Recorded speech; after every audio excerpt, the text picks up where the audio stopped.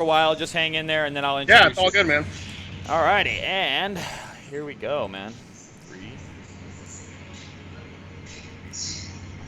Shit, I should have grabbed a drink. I gotta get it. I don't have a. I could go. There's a lot of beer around here, so.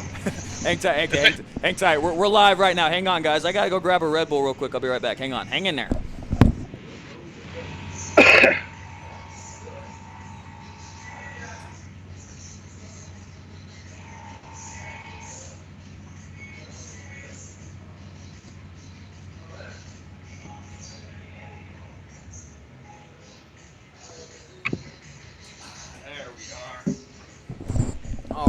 All right. What's up, Print fam? It's your boy Cam. How you guys doing?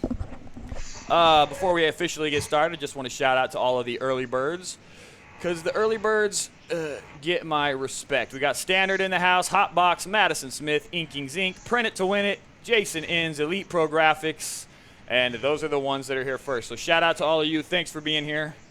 Let's just get right into it and roll the motherfucking intro. There it goes. Monument Limited presents The Print Life live. And what's going on, Print fam? It's your boy Cam. Welcome back to another episode of The Print Life live video podcast. Hang on, I gotta take a breath. I've been running around the shop tripping.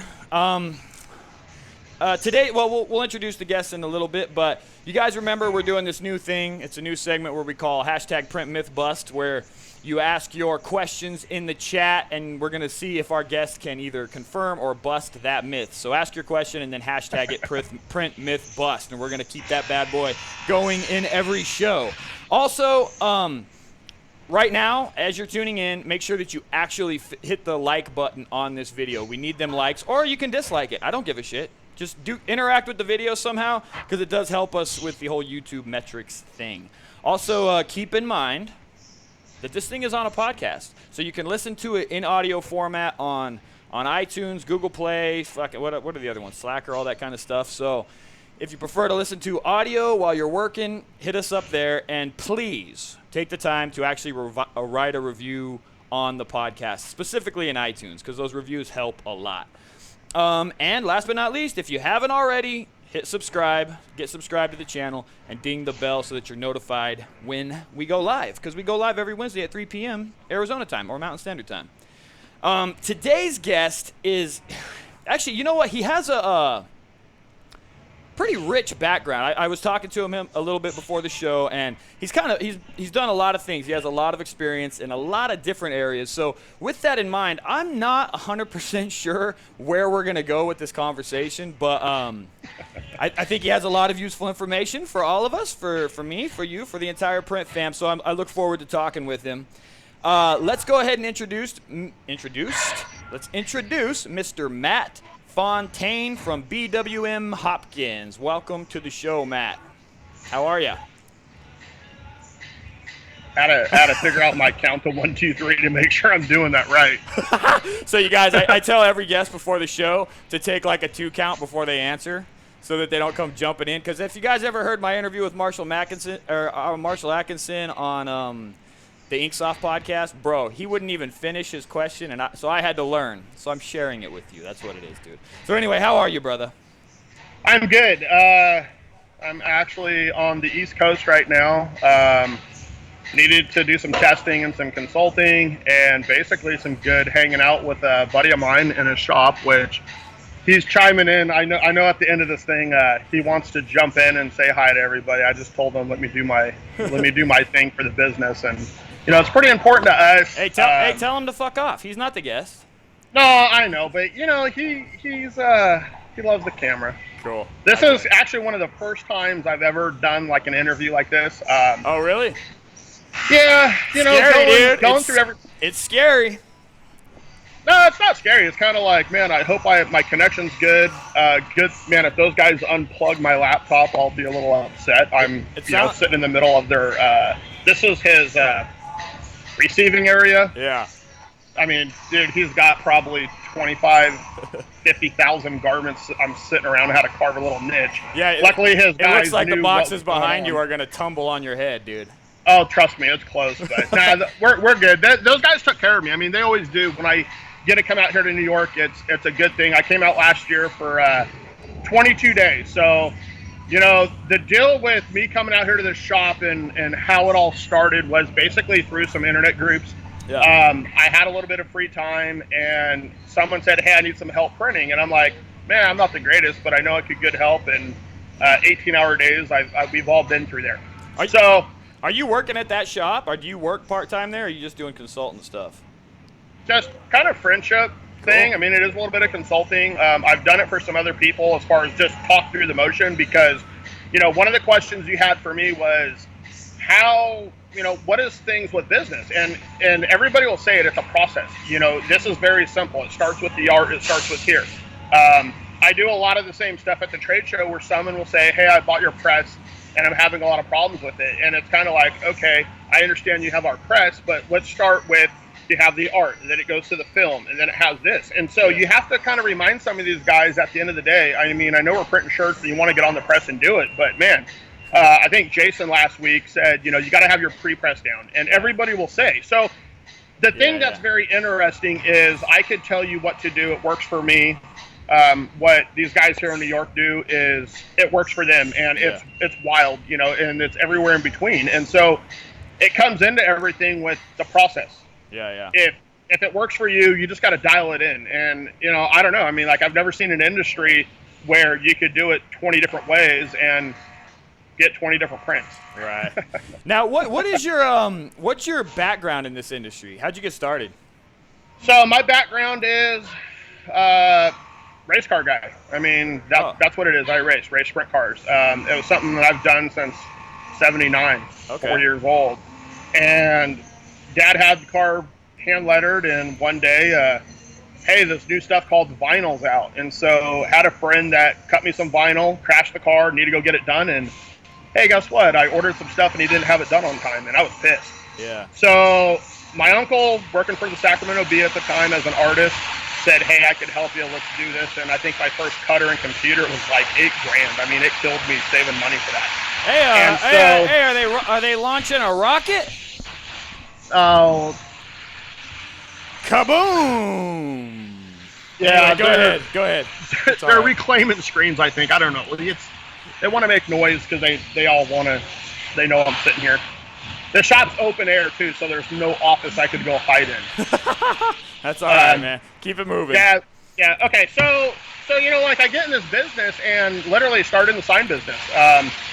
Got into wraps and kind of did a lot of wild stuff. Did a lot of race cars. Got into doing professional race teams, business, a little bit of everything, and I ended up selling that business. Kind of moved on to being a diesel mechanic and did that. Was the wrap business was that your business when you got into it? It was my business, bread and butter. I mean, Northern California. I'd say early 2000s, I was up and down the Arizona, LA, Oregon, Washington, Canada, did stuff for guys who owns, the Edmonton Oilers hockey team. Casey Kane out of Washington, did a little bit of stuff for him and through different people. And, these are a lot of race car guys that I guess, if you're in the racing thing, would be household names that I did when they were, nobody. And there's a lot of guys that come out of Northern California, and there's a really good industry for me to get into. And, my family, everybody's like, "Hey, I'm 18. I want to be a state worker or go to college." And I grew up in a household where my mom, very well educated, San Francisco University type stuff, and a stepdad that 9th grade education, probably doesn't want me to tell nobody that, but very successful construction company. And so I grew up, you're either going to go to school or you're going to have a trade. And so even for me, being in the industry, I think I take the mentality of what I knew growing up into learning. I mean, you have to get a skill set and practice it. There is some naturals, trust me, but you can do something not being a natural. Oh yeah, well, that makes sense. Once you were done with the sign thing, you said you went into you're a diesel mechanic. Did diesel mechanic stuff, worked for Freightliner. Yeah. It wasn't what I wanted to do. Yeah. And kind of got back into the sign stuff as a part-time spare money, and literally had my dad and grandfather pass away, and it's like, look, we're going full-time. So basically went full time, and Yeah. picked up a shop, picked up some businesses, learned the screen print, and so did you start another sign business, or did you just start working for one? No, I've always been something self-taught. I literally have never worked for somebody in the sign business, the embroidery, or the screen print that I do. Yeah. It's all self-taught. I mean, but at the same time, when I say self-taught, I had some good business mentors that were really good. Met a guy through an artist that splattered ink down in Apple Valley, Paul. He kind of just good communication, and he's friends with Charlie Tablet, which I probably butcher his name like everybody else. I always ask him, how do you say your name? Tablet. And I don't know. But I got to know some of these guys, and so I was doing a lot of high color. I had an 8-color press, automatic. Yeah. So I'm that guy. My first screen print shop was 9 heads of embroidery, 2 manuals, big old 20-foot sprint dryer, and we jumped in. I jumped in with basically everything I had to get this thing going. Were you also did you start doing signs again, and then you brought that in, or you did? Okay. Yeah, purchased a business. Had the sign stuff, incorporated it, just kind of meshed it all together. Yeah. And where I'm at now, as far as the Hopkins thing, being located in Modesto. First off, when you started the sign thing, and then you brought all the printing stuff, why did you go like straight? Why did you go big right away? Why did you bring in all the big equipment and stuff like that? Did it? Well, I was already at that time with the sign work. It's not like, I had the clientele. I mean, right. The construction companies, Safecraft, GoPro. I mean, a lot of household names that I was doing wraps for, Rockstar. Yeah. I had a lot of experience already doing that, and so it's kind of like everything, well, just might as well add it all. And for me, with the quantity that I was doing in the wrap world, I had to get in and do it at a level that you can produce. I mean, you can produce with a single head embroidery machine. You can produce with a 6-color manual, but you just got to have the equipment to do the numbers. Yeah. So you just at that time, you just already had the numbers, so it just didn't make sense to bring it in small time. That makes sense. No, but for probably about 6 months before, I bought that shop, yeah. With where I landed, I was outsourcing stuff, but the outsourcing where I'm 40% of the business, that just doesn't make business sense. And for me, it's a number game. At the end of the day, I always say, it's like the lady at the bank don't care what you do. Right. You have to know the numbers, you have to know the process, and move forward. Yeah, that makes sense. So, I know you kind of jumped into it, but we'll kind of revisit that now. I just like to get a little bit of history so people know where you're coming from. But, dude, I'm all over the board. That's cool. I'll keep you on track, bro. I'll cut you off if you go somewhere. You made the jump to Hopkins, so you left that original business for reasons, I don't know, you can say them if you want to. Well, let's just move forward. Okay, so you're out of that one, you moved on to Hopkins. How did the Hopkins thing come about? So Tim that owns Hopkins has been really good of me, and that's why I said, Paul and Charlie and everybody is. I have my support system. In the sign world, and I kind of going back to that, is I had a guy doing work out of my house. I'll make it quick on this story. Had a package that was red label that needed to go to a shop 5 blocks from my house, and I'm like, man, if this guy had something red labeled, he must need this material. We've all been there. So I called the company, and they go, we'll send a call tag. And I go, you know what? Never mind. I'm just going to drive it to the guy. Drive it to this guy, and I'm like, hey, we know each other. And it's kind of like the guy that originally got me into business that screwed me over kind of screwed this guy over. And it was like, well, if you hate him and I hate him, I think we're now friends. Yeah, and fast friends. We've been best friends since that happened. And this is, 04, about 04 when this happened. Okay. And so he's been a good business mentor to me. Yeah. Same thing as Tim went in and, just kind of through the racing and the fabrication and understanding how metal's built, I learned a little bit about their business. He knew about me. They needed some help, and everything kind of fell into place because they, at the time, didn't really have a point of contact. I mean, there's 2 guys in the shop, Chris and Sot. If you call the phone for probably the last 20 years, Chris will answer it. Sot never gets on the phone.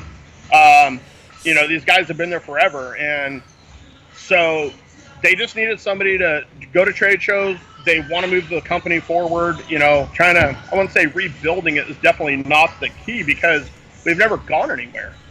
But so, you know, Hopkins is owned by BWM. So BWM is like a manufacturer of many things, or they own. It's like a holding company or something, huh? I would say it's a holding company. Well, yeah, it's a holding company. It's a family business. Okay. And Tim's running it now. His dad passed away. He was in a plane wreck, and the plane wreck, because of that, kind of forced Tim into it at a, I'd say a younger age. And Tim already had some other stuff going. And the greatest thing about this is, whenever I have computer problems, since that was his background, computer scientist, I just say, hey, come fix my computer. And I do it daily to him. He hates that. Yeah, But you guys got to update your computer, dude. Them old Dells. I have my own IT department, and it's him. Okay. Nice. So, for us, though, but like I'm wearing the shirt, the BWM powder coating. We have many divisions of the company. I mean, we own tracer toolboxes. Jay Leno has them in his garage. We do a lot of stuff, Lawrence Livermore Labs, for the toolboxes and bench tops. Powder coating, machine shop, millwrights, welding, offsite welding, crane. We own part of a steel company. Wow. We're very deep on what we do, and Hopkins is just another division. I was what I call it, and so I kind of in charge of the day-to-day for the division, but it kind of runs itself because we're not that big. I mean, I guess in a perfect world, I'd say, hey, we do 500 presses a year, but that'd be lying. What we do is try and maintain the quality parts and the craftsmanship of, a United States-based company. Yeah. And where we talked earlier, we take it very serious on making everything in the United States. And it's not even that it's made in the United States, it's made in Modesto. We make, I don't know how many little pieces and washers, and, we make the stuff in-house, and so we employ people. And, we have a really, to me, it's a great group of people that have been there a long time. We're at 50 years this year for BWM, which is Billington Welding Manufacturing. Okay. Yeah. Okay. Gotcha. So what is like the? I mean, I kind of tend to avoid talking about specific brands as much as possible, but I would like to know what is the plan for Hopkins moving as a company moving forward. Hold on. 1, 2, 3. Okay. I gotta catch myself doing that. For us right now, the international market's been very good. We came out with, we call it the Pro Line 3. It's a 12-color, 8-station manual press. Crown Manufacturing over in Pakistan bought 3 of them. Abyss is our dealer over there. Yeah. Newer dealer. Screen to Graph out of Chile. They just bought 2. I got Craig over at Willocks up in Canada. That guy is off the chart this year. In the United States based, I have NorCal Screenprint Supply, Steven and those guys.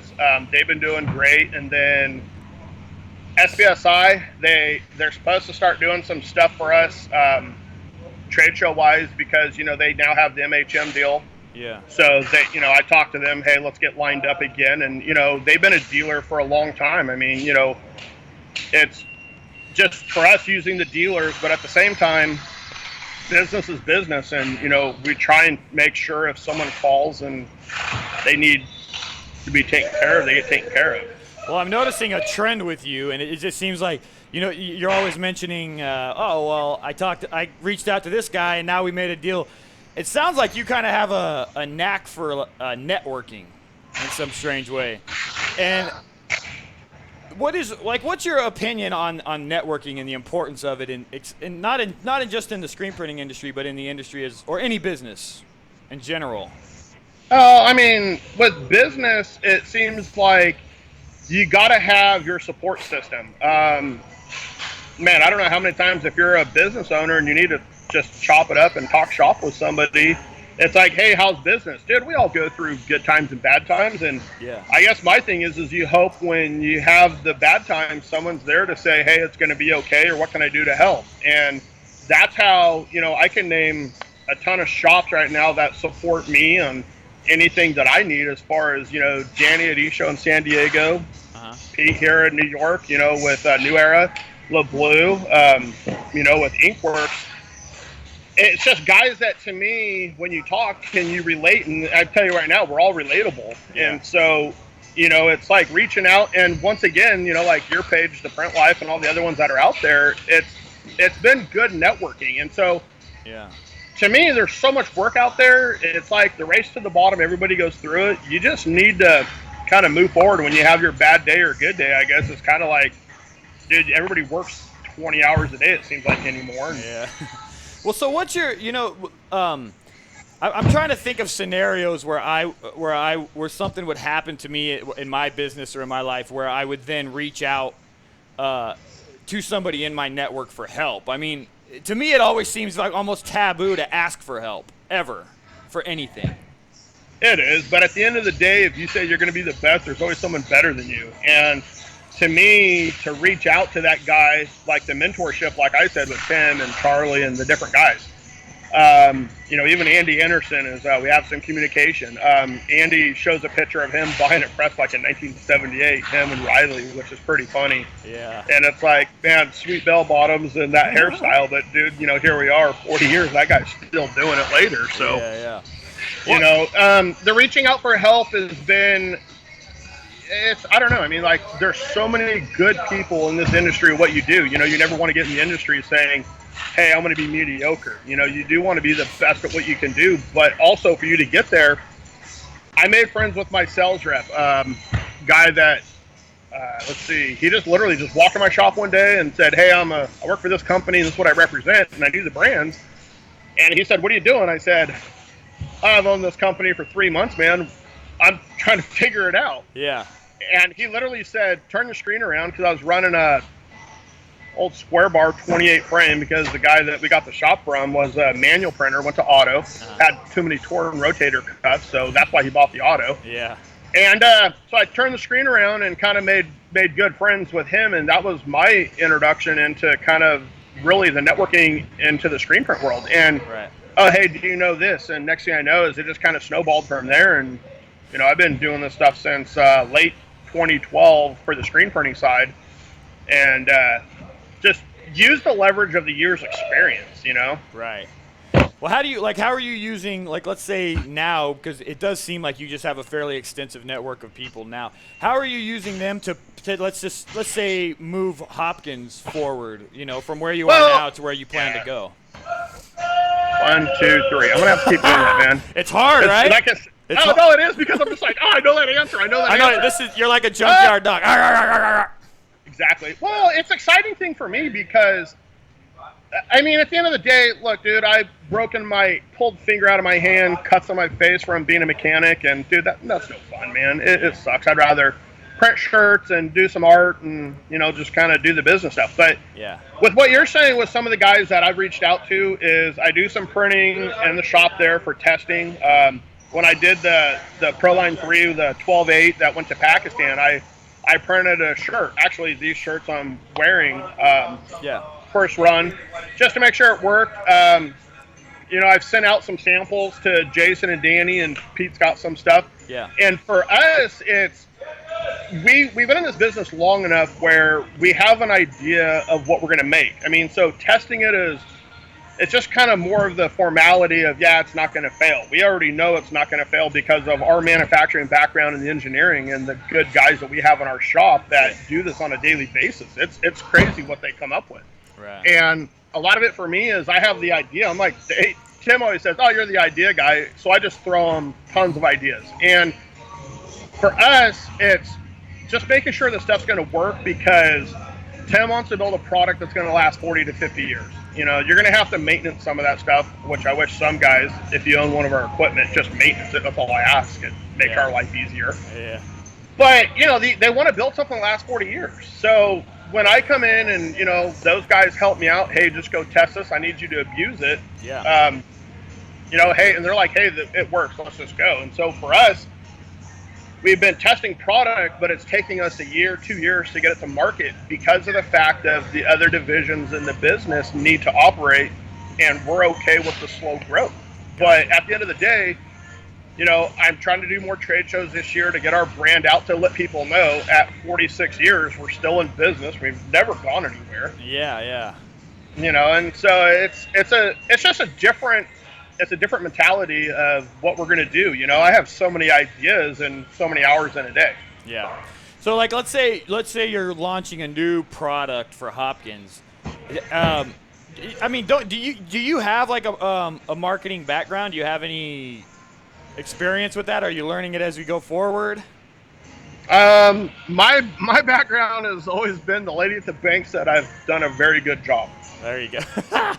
So, based on that info, if you were going to launch a new product or a new thing, what would be the first thing you did to put it out into the world? Basically, from my experience of printing and kind of being able to talk to some of these guys, it's like, what is needed what's something you need in there in your shop? Yeah. Like the stainless roller we kind of have coming out. Hopefully it's going to be done about 3 weeks. We have the flood bars right now. We only have 16-inch flood bars. They,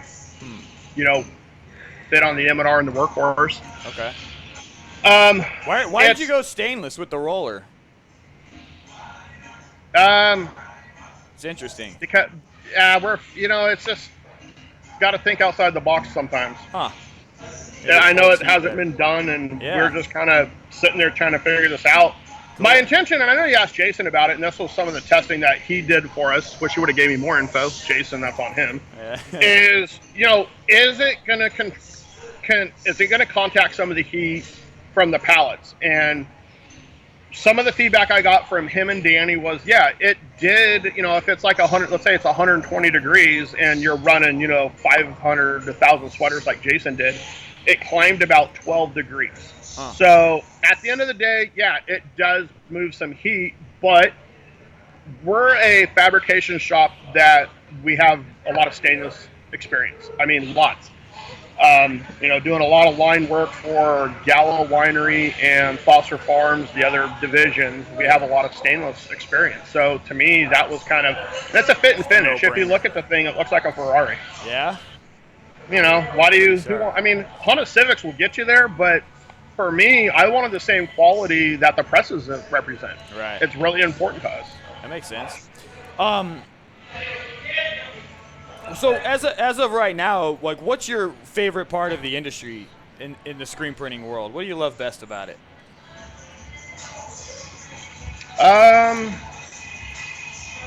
If I say internet trolls, that would totally be a lie. We all deal with that. Aren't you one of them, motherfucker? I personally would say the networking and the people. I mean, in the racing world, when I was doing the racing and traveling and everything, I've made a lot of really good friends that, to this day, 25 years later, that I know for a fact that I could call up, haven't talked to them in months or years, and it's like, like you haven't left off. And I've made really good friends with guys that I talk to on a daily basis, and maybe it breaks up the monotony of what you have to do. But it also, for me, it's kind of like part of my job is the networking. We were talking earlier about that. It's so important, to be that social butterfly. And I never was originally, but, you have to have that people in your corner. And so when everybody wants to tell me how to basically make a part and manufacture and, hey, you guys should do this. And it's like, we hear you, we know your feedback, but unfortunately, we're going to do what we've been doing for the last 46 years. We've never, right. It's like, I appreciate it. But, as far as, where this stuff goes, it's endless. So, I feel like we got a good background on you. We got some good insight into Hopkins and stuff like that. I feel like it's time to pick your brain in regards to growing a business, right? And it sounds like you've had a lot of experience with it. You started 2 different shops. What's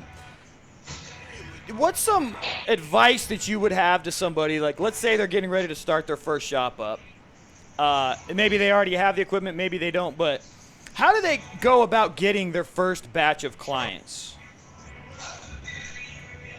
To me, it's kind of like a hobby.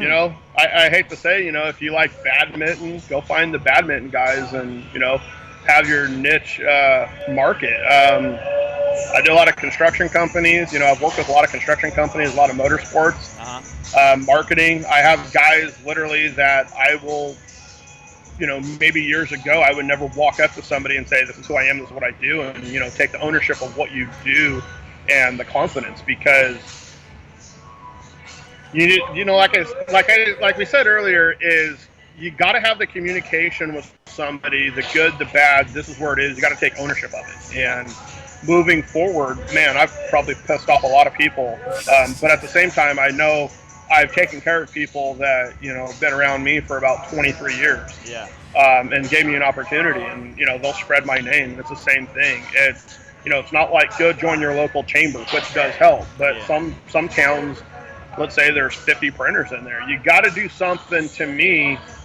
it's take ownership in what you do. I mean, it's like, how are you branding it? It gets deep into, do you have a van? Are you doing an interview with Cam and you have your shop shirt on or your hat? Or, right. You got to take ownership of something. That's a big thing I think a lot of people do. But then they want to just knock the next guy down. Hey, and it's not even like you're better than them, because trust me, there's someone always better than you. Not to interrupt, but that is a huge plague within this industry, is the intentional slamming of competition.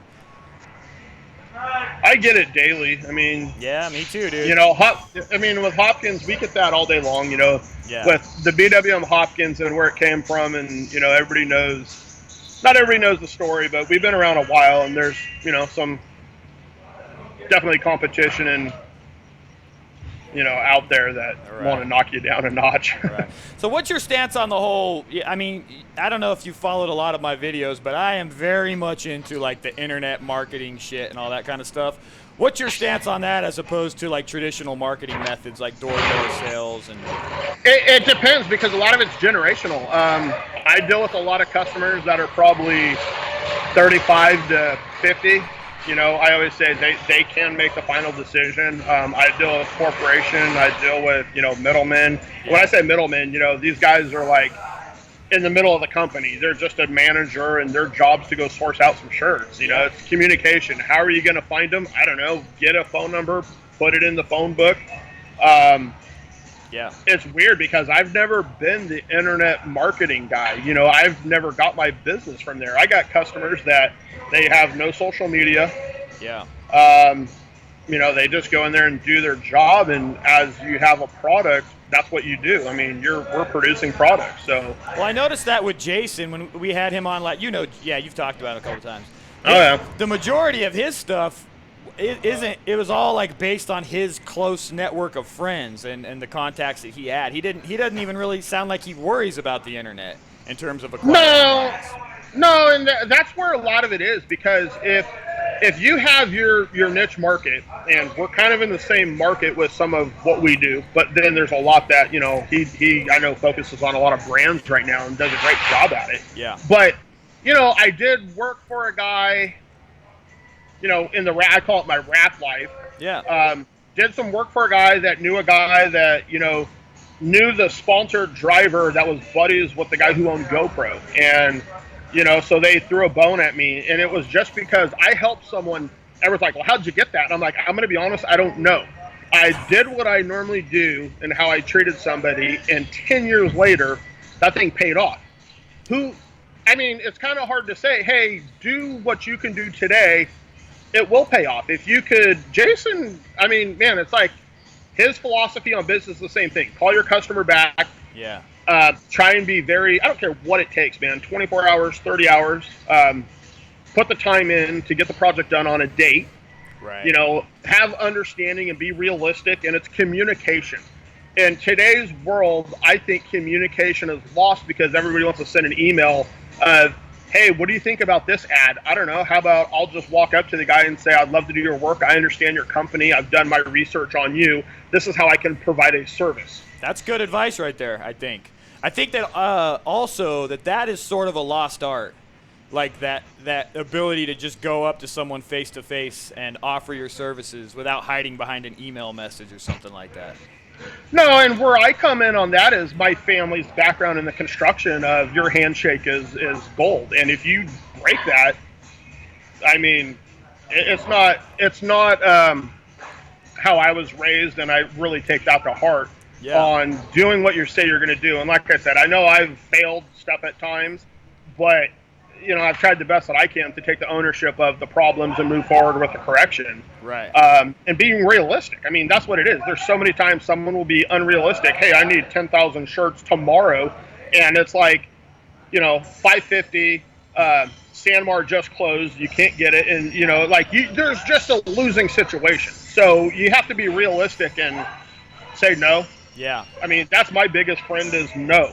Yeah, you learn that later on. You don't understand that at first. It's impossible for you to. But I will also say that some of my best repeat clients came from when I said yes when I probably should have said no, but because I went so far out of my way, they became loyal to me later on. So there is that. No, we've all been, sorry about that. Go ahead. We've been there because that's what I said is I got guys for over 20 years that I've been doing stuff for because I did do that. Now that I've gotten older and more years in the business man, my life sucks sometimes because you don't have a balance. It's like your friends are at the lake having fun or whatever. Yeah.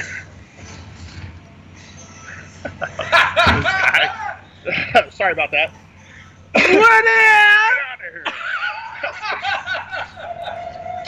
Who was that? Hey, who was that ugly some bitch? Woo! Peter with the beater or whatever he likes to come from. Peter that beats his meter. Yeah, exactly. No, he's a good person. Yeah. But what we're saying is we've all put the time in, and there is a growing of your business. You have to put the time in. Yeah. Because nobody else is going to do it for you. But it's trying to find a balance. I mean, man, even there's times when I got to work and friends are going to the lake and going on vacation, and the self-employed is not for everybody. That's why we sign the front of the check and not the back. Right. And say, right now, there's sometimes I wish I could sign the back of the check. And yeah. Well, right. I do that. And that's my position. Yeah. But how I look at it. Yeah, I get it too. And also, I think the ability to say no can help you improve your way of life, because in the beginning, you're always, like you're saying, fucking 12, 18-hour days, and then as you move on, that no gives you the ability to have a life outside of this nightmare that you put yourself in. But even then, to me, and I know we talked like you do some of the live printing in the different business, and I've seen your guy printing 9 million shirts on a manual. It's that crazy. Yeah. But what do you get to the point of? When is it? Are you happy with what you have? Everybody's always trying to grow, and to me, I think maintaining is a really important part too. Yeah, I agree. Yeah, it's good advice, man. Now, let's say, I want to go through and just get your opinions on different stages of a person's business. You have all of your stuff in place. You've gotten a few clients here and there, and you feel like, as a shop owner, you're ready to grow. What's some advice that you would give this shop owner that kind of wants to, let's say, get out of doing it small, get more clients, get bigger clients, get corporate clients? Any advice? Meet deadlines. If you can meet your deadline, that's literally, it's not about pricing, it's not about how cheap you can be. If you can meet your deadline, you'll have more work than you'll ever have because of the amount of people where the screen printing is definitely an art industry. There's a lot of artists in it. I came out of this thing out of necessity to basically get a race car letter. That's how this thing worked out. But, you got to meet your deadlines. And if you meet your deadlines, I mean, these guys have promotion. They're on tight deadlines. I mean, it's having a good, once again, communication. Yeah, that's good advice, man. The deadlines are... Dude, for us, because we're such a small shop, they can be extremely hard for us to meet, dude. We have to really struggle to get it there. So I think I'd say you need to hire another printer at times. Yeah, oh yeah, at times, or do double shifts and shit. Quick to hire, quick to fire. Yeah. Any other tips that you can think of that I haven't asked, just in regards to growing someone's business? Something that I didn't cover or bring up? No, I mean, one of the things that I know we all struggle with is cash flow. I seen you have a book. I'm like looking over there behind your, right headphone, that Profit First is, I actually just bought it because of watching your video. And I had such a horrible flight out here to New York. I'm like, 5.5 hour flight. I'll get through some chapters. I had a screaming kid in front of me, and upgraded the business class. Had a screaming kid, just couldn't take it. Plugged in some headphones, and Audible. oh man, I read the first forwarding part of it, so I'm hoping in the next week or so I can read that profit first, because the cash flow is a huge deal with growing. Yeah. People take, they'll take their retirement, they'll take a loan out they probably shouldn't be, or they'll get somebody to co-sign. I guess that's the best part, Wow, dude, yeah. Responsibility. But it's just cash flow. I wish I knew the answer. My previous business has been basically very fortunate, as I would do one job, pay my bills, and there was money left over because of the clientele that I was focusing on and dealing with. I wasn't the cheapest, wasn't the most expensive, just like I keep saying, is met deadlines. Asking them, are you happy?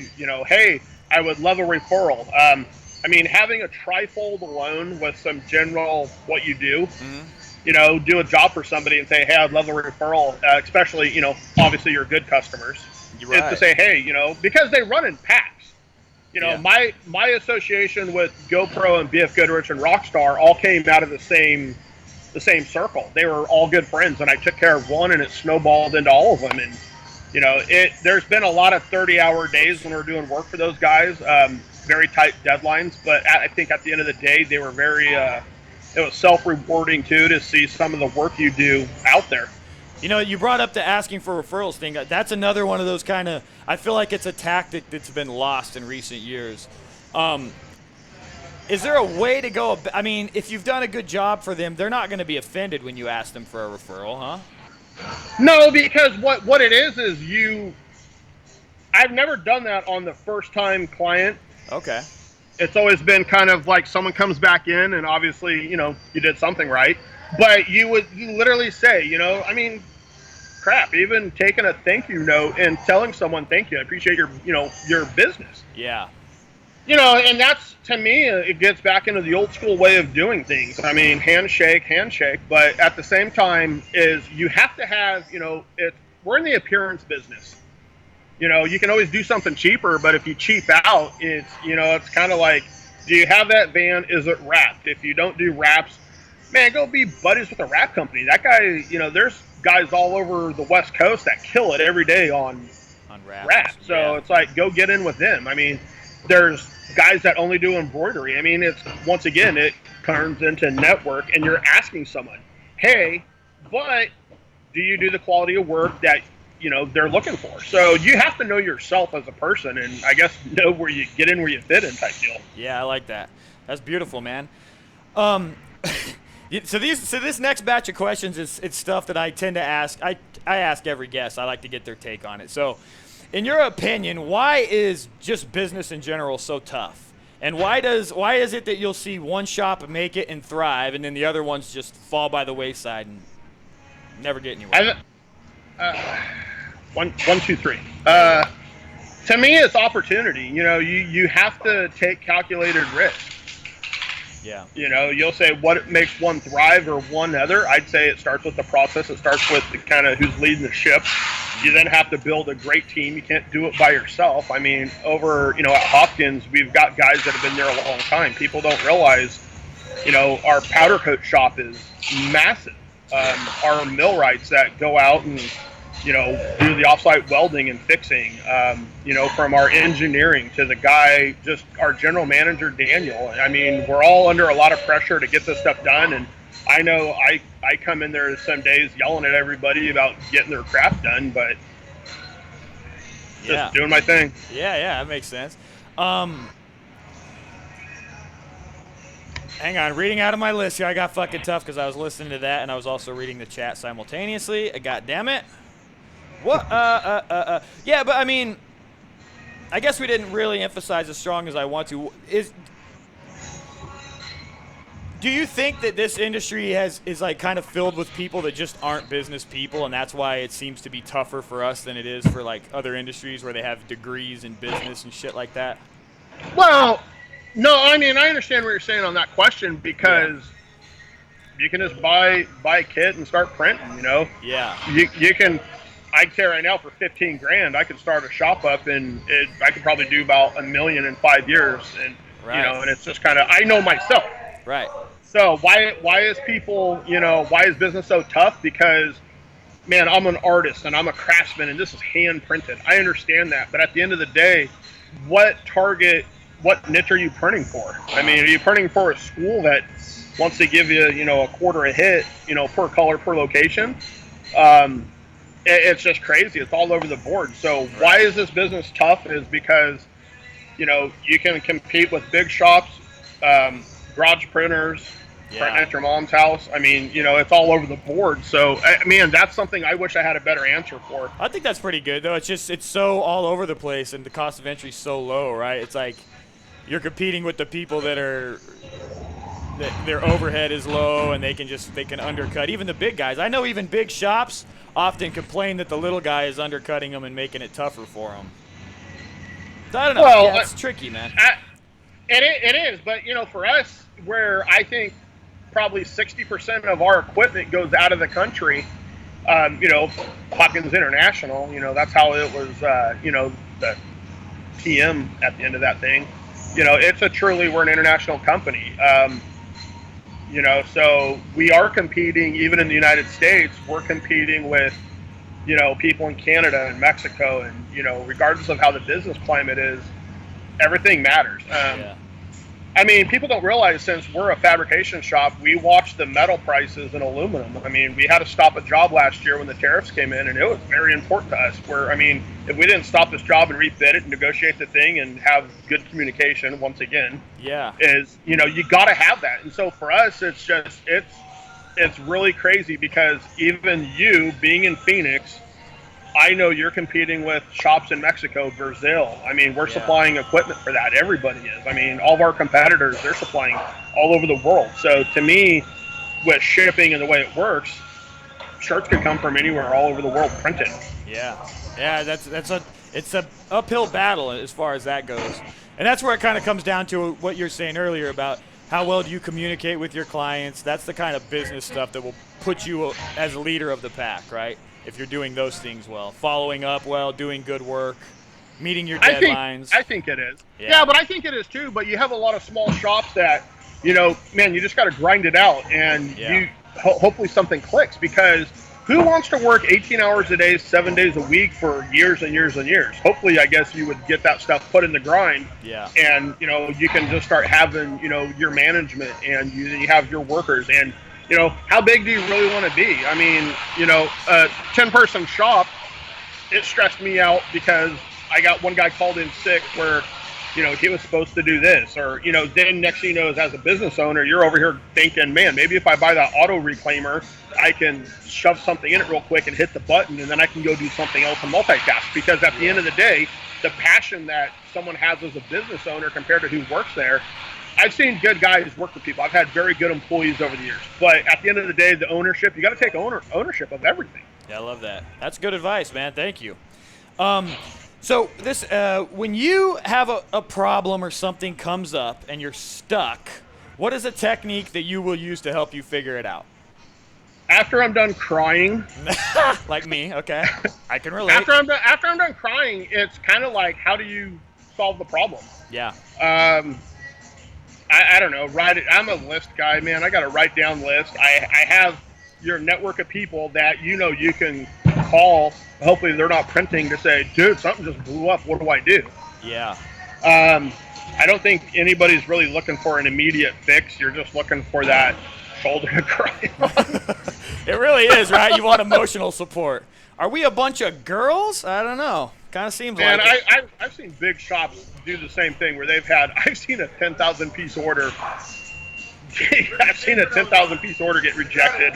Oh, God. Of a very large shop, and have them cry. Oh, bet, dude. That's just the worst shit. That's why I don't even want, like, the contract world. It just doesn't sound like the place I want to be. But a lot of people love it. Do you have any predictions for this industry in 2020, 2025, whatever? Where's it going? I personally think, and this is my opinion, I mean, this has nothing to do with who I work for or people I'm friends with, but I think it's very volatile right now, where a lot of stuff's up in the air, and then unfortunately, you have to talk about politics and what's happening with tariffs and everything else. I got an email, hey, tariffs just got kicked in another 15%, and that 15% is what some of these guys are profiting on. So, right. Where's business going? That's to me, it's kind of like, that's a loaded question, man. Well, do you think those tariffs will affect things? I mean, they will, of course, but they're going to affect things like the blank garments that we print on and the cost of them and how we can get them and this and that, right? Yeah, blank garments is going up, where I think a lot of it is labor. What I think might happen, and this is kind of speculative, is I'm going to use Mexico as an example. Okay. I think some of the printing is going to come back into, your area, Phoenix area, LA.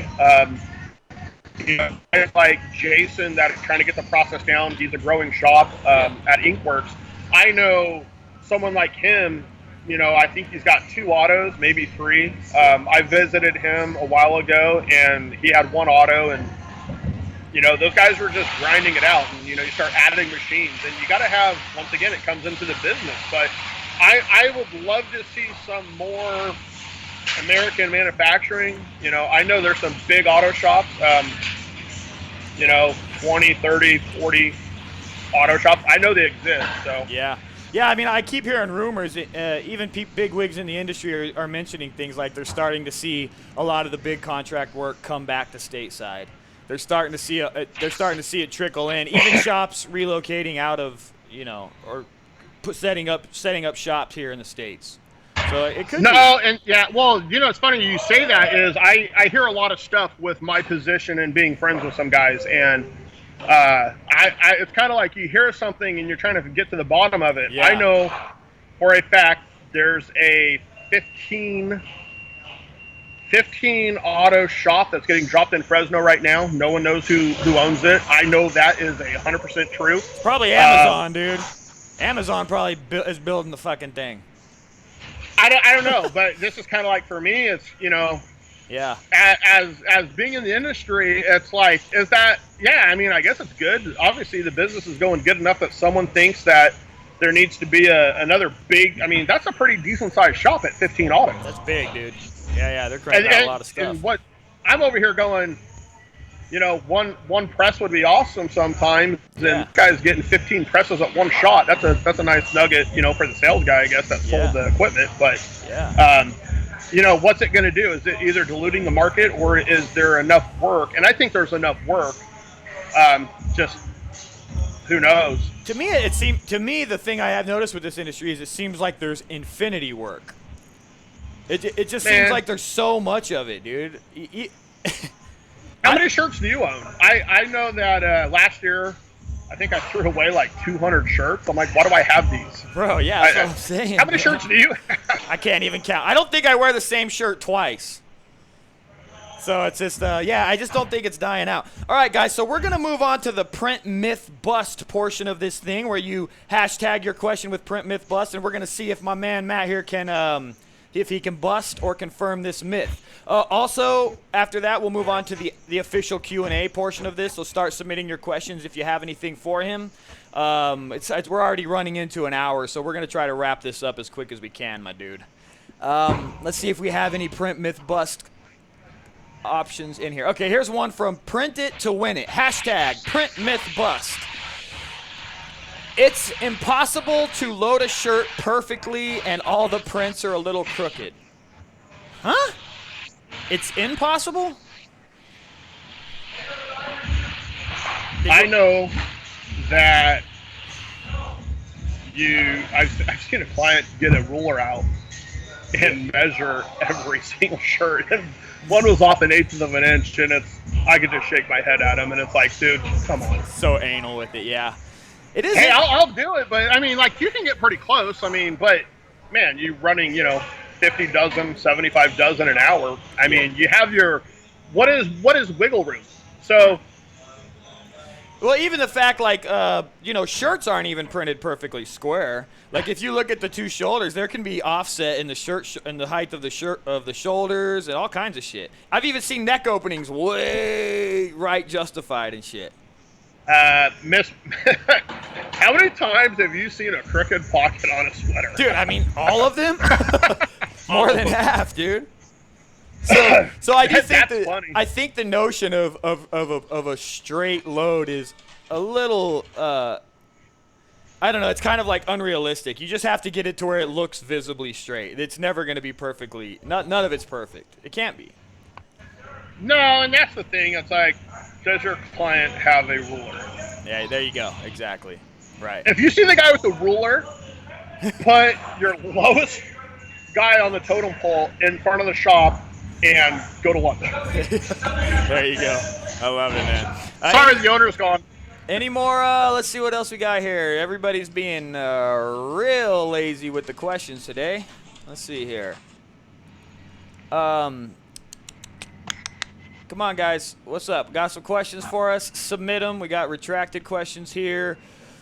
Nope, that's it. So we're going to go ahead and move on after we let you get your plug up in this sucker. So just let us know, man. Let us know where we can reach you at. Let us know all your social media outlets. Let us know the websites that you'd like people to visit. Just hit us with all your plugs. All right. Let's see here. Let's start with BWMHopkins.com. We're still in business. We still have parts. If you're going to find that 35-year-old machine, we do have parts for it, but call us first before you give that guy money to make sure we have them. Okay. As far as my other stuff, social media, Instagram, BWM Hopkins, my personal, Matt Fontaine. Research me. I guess my biggest thing is I could say is I do appreciate the guys over the years that have believed in me, because it's definitely got me to where I'm at today, and I'm far from over on what I'm doing. Yeah. I appreciate, Danny and Jason, Paul, especially my buddy Bill at Ellis & Sack, my sign mentor. Pete here at New Era. Pete's been really good for me. Danny at E-Show. I mean, these guys have became, even with all the joking aside, which happens on the internet, and you see more than anything, but they are pretty serious business guys, and for me, they've been really good to have that accreditation, I guess you could say. Yeah. You got to have someone that believes in you. Yeah, I love that, man. Thank you so much. I do have a real quick question for you. Are you familiar with LinkedIn at all? I am. What's your opinion on that in terms of using that as a marketing tool for shops? Because I feel like I neglect it completely, and I feel like maybe that's a stupid thing to be doing. And this question comes from Big Worm. Well, Big Worm, so I have a little bit to do with another entity, and we use it for some of the internal connection, kind of associated with a business that has about 15,000 employees. I'll disappear at times, and I have some other obligations for them. Okay. So we use that for some internal. That's just a whole different deal. I mean, we could get into the whole how do you use LinkedIn. I would use LinkedIn to poach employees is how I would do it. Oh, more for employees, huh? Okay. Yeah, I mean, to me, like, if let's just say you're looking, man, I don't even know about this business, because for me, like, in the construction side, if we're looking for an engineer, I'll find an engineer in Northern California, let's say, and we'll do some research on them, and that's definitely, it's kind of like you're putting your resume out there. It's a live resume. Yeah. I think it's turned away from what it maybe the connection of what it was, but once again, the social media, it's good to know people, but LinkedIn, I say not as good as some of the other stuff. Really? See. Yeah, that's all preference too.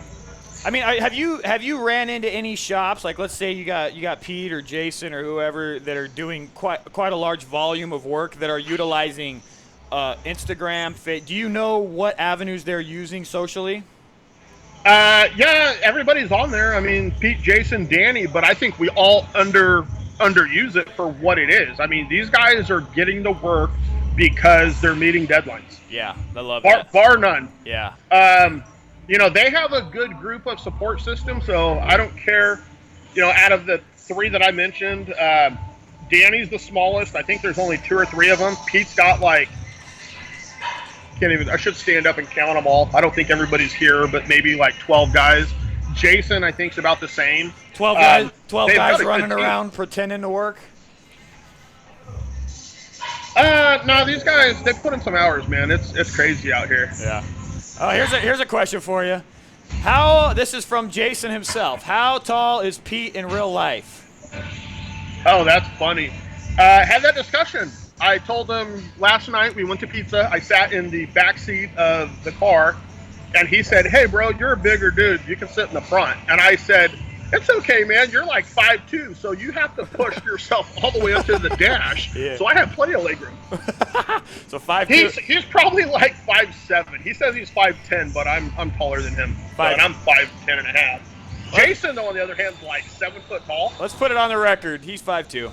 Okay, moving on. That's it, my friend. I think that was great, bro. Thanks for coming on. I really appreciate you taking the time, dude. It's important to come in here and share this information and have a dialogue. So I appreciate you taking the time. I know you're busy. It's a pain in the ass. No, it's good, man. I think you have a really good thing going with all your platforms, and for me, it's a good thing for me just to tell people, hey, we're in business. I mean, I appreciate the opportunity and the platform you've given me today. Yeah, man. If you need anything else, you just let me know. Thank you so much, Print Fam, for hanging with us. Make sure to like this video or dislike it. Don't give a shit. And then once it wraps, go into the comment and just comment section and let us know that you were here. Comments, interactions, they help the channel move forward, so it's very important. Also, don't forget that we are on iTunes, Google Play. The podcast is available in audio format. This one will be uploaded tomorrow, so you can listen to it tomorrow. And that is pretty much it. Thank you so much for hanging, Print Fam. We will see you next Wednesday, 3 p.m. Arizona time. Be there or you're a piece of shit. Later, guys.